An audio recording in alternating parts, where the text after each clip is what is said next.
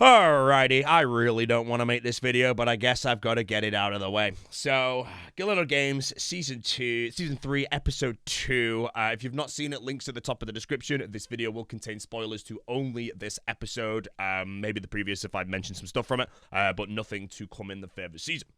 So, what I kind of bring to the table in Gielinor Games that most people would probably agree with is I bring some Iron Man knowledge, and I bring some mechanical skill to certain bosses in the game that I know how to do. What I don't really bring, as this episode shows, is riddles. You know, I'm not the best at reading something and kind of pinpointing it on the map, where I've had no experience in the past kind of with that. You know, it's not a clue score riddle. It's a made-up riddle made by Soup that I have to solve, and I'm obviously just not the best at that.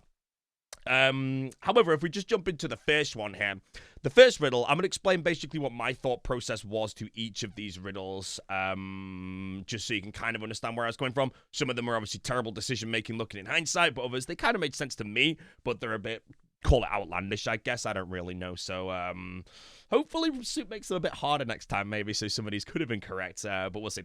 So riddle number one, on the screen, a business I run, some sleep perhaps, where new accounts take 6-hour naps. Now, I watched this on Twitch, and a lot of people basically were saying Nightmare Zone straight away. So fair play, a lot of people would have smoked me in this one as well, basically. I think everyone did smoke me. I think I came dead last.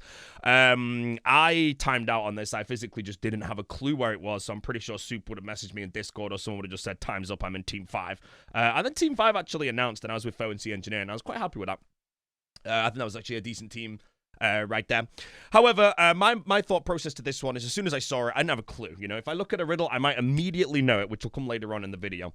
But what really threw me here is it said where new accounts. Now, a new account, for what I know in RuneScape, is Lumbridge. So I just went straight to Lumbridge, as you can see, and then I was like, oh, now what? I have no idea. I didn't have a clue. I have never in my life, by the way, done a 6-hour log at Nightmare Zone. Never. Not even back when it was like back in the day with Guthans and all that stuff. I've just never done it. So the whole 6-hour nap things, I couldn't really click. I was thinking 6-hour log, of course, but I'm like, I don't know. I was just thinking some stupid stuff, but I'd never done Nightmare Zone, so I didn't connect it. And obviously, Nightmare Zone is sleep, dreams. If it said like where accounts take 6-hour naps, I think I might have got it. It's the new accounts here that really threw me off. So if this was a business I run, some sleep perhaps where accounts take 6-hour naps, I think I could have possibly found him. Now, I don't know that for sure. But the reason why I really struggled with this one is, you can just see, I'm running around the free-to-play area at the beginning of the game. I was simply looking for a place where new accounts would potentially go, where maybe need some sleep. I don't know, maybe they died of a goblin or something, but yeah. So I timed out on this one. I had to get told where it was. I didn't even find it at the end. And then, yeah, I'm in Team 5 with Foe and C Engineer. You know, you feed him the foods. Yeah, because he's frozen. Like, come here, this one's good. Everyone's coming here, but because he's frozen, that's Desert Treasure Ice Diamond. Make me some... Oh, wait. Colonromancer. He's not the troll. I'm coming, Lumbridge. Oh, wow. I thought this was an instance. What if you've not beaten the quest? So, riddle number 2, I got screwed on this one. Frozen in time, I'm a strong enemy, make some food, you'll set me free. Now, I actually believe that I immediately thought this was the Colonromancer. But as I also mentioned in the B-roll, Soup, you know, gave me a little buyout here. I mentioned that if you haven't actually completed the RFD quest, the Colonromancer area is an instance. So I assumed that it wasn't that. What I didn't obviously know is that everyone has completed RFD that was actually there. Almost every account in the game has completed RFD because it's such a good quest to do. If you're a new RuneScape player, make RFD your first goal. It is a brilliant one. It'll give you a great foundation account along with basically the best in slot gloves in the game, you know, for like tri-breeding. It's fantastic. But no, I thought the only other thing I could think of is frozen and giving food is Desert Treasure. You give a cake to a troll child by the ice gate that I'm running to. And then later on in the quest, you will free the other trolls. So I had a feeling that Soup would probably be stood around there. Obviously, halfway through, the comms come in. Let's go to Lumbridge. So I just tell it to Lumbridge and unfortunately became 5th again. If I knew that Colonmancer wasn't an instance, would I have gone there? I really don't know. I'm going to quickly listen to my recording.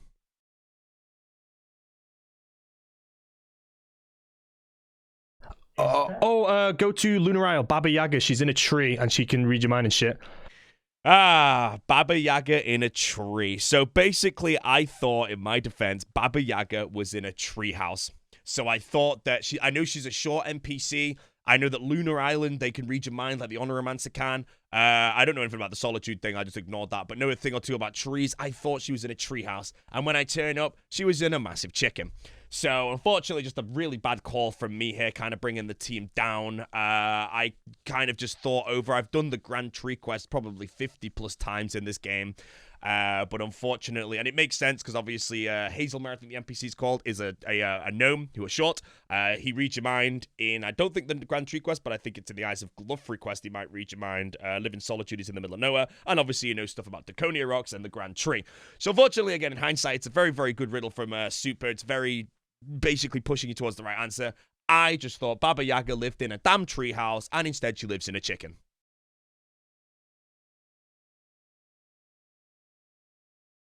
Well, that was quick 30 seconds. Dagonnoth Kings? It's got to be something like that. Right, I'm going to go to Camelot anyway. I'm going to go buy some rune throwing axe. You end up at the lighthouse. I think it's lighthouse, ALP. No, just end it. Just end it. Okay, I'm doing it. Are we going up? Upstairs when you get in. Oh, it didn't open it? Oh, oh, it did it? Oh. Did you only get one? Oh, no. Hold on, quick. 368. Well, at least I slightly redeemed myself on this one with the quick Dagonnoth Kings call, but unfortunately, I think everyone watching this video, the answer to this one is so obvious. Great creatures that come in at 3, Dagonnoth Kings. Everyone knows that. It's getting past that. And unfortunately, we connected the dots quite nicely here. But what, again, and one of my flaws in the episode in Gielinor Games in general, is this is just around the time I started doing collection log and playing the main again. So I still have my 6 years of Iron Man game knowledge that I'm playing on. So I forget that I can use the Grand Exchange. I'm right there. I could have just gone to the Grand Exchange, told my team to buy a Rune Throwing Axe and Water Birth Teleport, so I just got them myself, just zoomed there, and then you don't need the pet rock at all. And we probably could have got there and potentially won this challenge with how fast we worked it out. It's just, I ran to the Ranging Guild to go buy Rune Throwing Axes because I am an Iron Man. I'll tell you now, if I do get the honor to be invited back to Season 4 of the Gielinor Games, I will have a year and a half of main content at that point. I will be a beast, except I'll still be garbage at riddles, but yeah.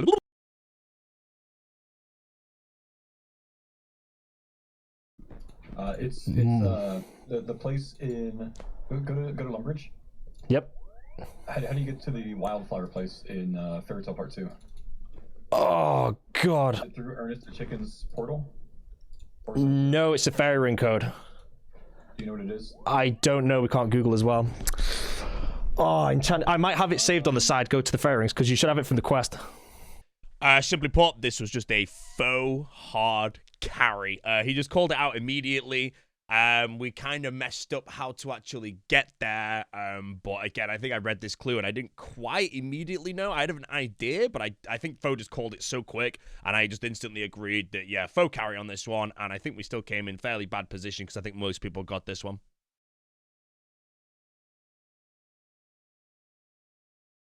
So broken I'm dead. That's my opinion.